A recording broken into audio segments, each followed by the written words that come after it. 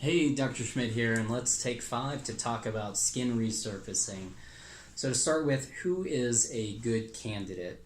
Well, anyone that has a concern with the appearance of the skin insofar as fine lines and wrinkles, texture. We can improve the appearance of pore size with development of the new collagen and elastin that happens after resurfacing. We can also help to refine scars, whether they're acne scars or a scar from an injury, and it could be a recent one, it could be something from many years back. It doesn't really matter. It can help with improving pigment. So if you have a number of spots on your face, sunspots, freckles, all of these things can be improved with a resurfacing procedure. If you have a history of cancer, and especially if your face is riddled with precancers from years and years of sun exposure, these resurfacing procedures can help. And I'm not talking about just a laser that takes away pigment, because those types of lasers can actually mask cancer without removing them. I'm talking about lasers or other resurfacing techniques that can actually strip away some of the outer layers of the skin. So that gets us into what is actually being done when we talk about doing a resurfacing procedure. Many different types, and I kind of boil them down into 3 main categories. One is a chemical peel, and there are many different types of chemical peel, and really what distinguishes them is how deep they go, how much of an injury are we creating, and these are all controlled injuries. But you have your superficial peels, which you can walk out from same day. You've got your deeper peels, which take significantly more time to recover from, but offer you significantly more results that are going to be longer lasting. And then you've got your medium depth peels, which are kind of intermediate and get you results somewhere in between with according downtime. So the other main category is, or one of the other main categories is going to be dermabrasion. With dermabrasion, we're using a mechanical device, and that's usually something kind of like you'd see a dentist use with a high-speed drill, except instead of having a little drill bit at the end, we use a little wire brush or a little handpiece that has it's kind of a diamond-studded ball or cone, and we use that to just in a controlled fashion remove the outer surface of the skin. And the last category is going to be some sort of laser or other energy device, and most people have heard of a CO2 laser. A Fraxel is one type of CO2 laser. Erbium YAG is another kind. There's another technology called plasma, which is not quite a laser but sort of works in similar fashion. So those are the main categories.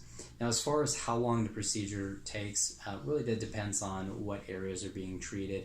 Most everything we're talking about, even if we're doing a full face procedure, is going to be done under under an hour. Probably going to be somewhere closer to 30 to 45 minutes. It probably is going to take longer to get you set up for the procedure and to get you recovered than it will to actually have the procedure itself. As far as downtime goes, that really depends on the extent of the procedure. With your deeper procedures, where you're going to get more of a profound result, you're going to look at a longer downtime. In most instances, you're going to, assuming you're healing well, you're going to want to budget about 2 weeks off before the skin has grown back in. But at that point, it's still going to be very pink and very delicate, and will get you to a point to where you can start using some cover-up makeup, a mineral type of makeup, and that's going to hide a lot of that pinkness. So I would say somewhere in the neighborhood of 2 to 3 weeks in terms of downtime. You're going to want to wait a lot longer before you can get back to doing your totally ordinary routine in terms of wearing all of the usual lotions, perfumes, shampoos, whatnot. As far as anesthesia goes, this can be done under local anesthesia, but most people are a lot more comfortable with an IV sedation. If you want something that's a little more cost effective and you don't want to do the IV sedation route, then local anesthetic and oral sedation usually work very effectively. As far as complementary procedures go, because the resurfacing can only do so much to tighten the skin, one of the other problems that we usually see in association with some of the textural changes that come with aging are just sagging tissues, and we're not going to be able to address that with some of these resurfacing procedures. So that's when we start getting into some of the lifting procedures. So if we're resurfacing around the eyes, we would be looking at doing an eyelid lift or a blepharoplasty. If we're resurfacing the full face, we would want to potentially consider doing that in conjunction with a cheek lift, a neck lift, brow lift, and so forth. So other facial rejuvenation procedures, and then of course the other point on that triangle that I like to consider is, in addition to the skin texture and the descent of the tissues which require lifting, is also volume. We also have volume issues, so doing some volume replacement in the form of fillers or fat transfers.